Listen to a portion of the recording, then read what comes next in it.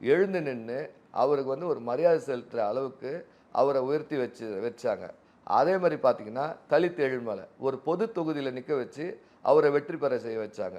இதுதான் சார் சமூக நீதி. இவங்க அது போல் என்ன சமூக நீதியை பண்ணிட்டாங்க திமுக?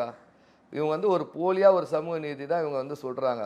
வாயில் தான் இவங்க சமூக நீதியில், படத்தில் தான் சார் இவங்களோட சமூக நீதியில்.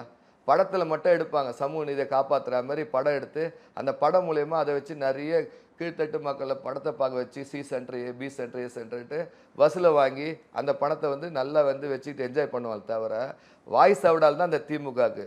மற்றபடி வந்து ஒரிஜினலாக வந்து சமூக நீதியை வந்து காப்பாற்றுறது நிலைநாட்டுறது எல்லாமே வந்து அதிமுக தான் சார். இந்த பார்த்தீங்களா ஸ்டூடெண்ட் ஹாஸ்டலில் கூட நீங்கள் பார்த்தீங்கன்னா உணவு சரியாக வரல. பட்டியலினத்திற்க மக்களுக்கு வந்து எங்கேயுமே வந்து எந்தவித அடிப்படை வசதியும் இல்லாமல் ஃபுல்லாகவே ப்ராப்ளமாக தான் சார் இருக்குது. இப்போ அந்த ஆணவ பள்ளிக்கூடங்களுக்கு கூட வந்து தனி சட்டம் கேட்டாங்க. அதை கூட இந்த திமுக அரசு கூட இருக்க அவங்களோட அலைன்ஸில் இருக்க கட்சிக்கு தான் கேட்குறாங்க. அதை வந்து வற்புறுத்துறாங்க. அதை கூட இவங்க காது கொடுத்தே கேட்டுக்கலையே.